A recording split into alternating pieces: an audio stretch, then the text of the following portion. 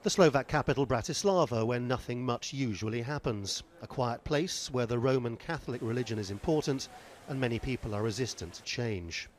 Even young people who are more receptive to the idea of sheltering refugees, except most other Slovaks, aren't so welcoming.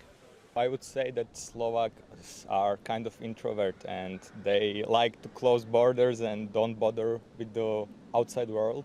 We like to live in our small bubble and everything is safe for us and nobody threatens us.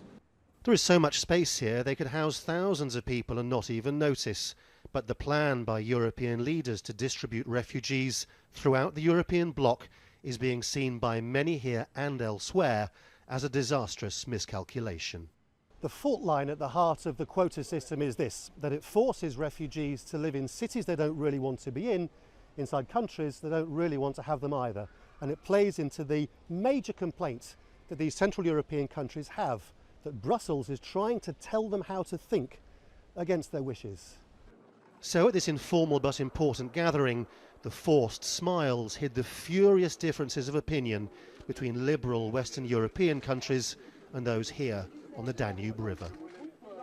The Slovak minister who signed a deal this week, agreeing to a new European border force, told me there was no getting away from a stand-up argument over migration.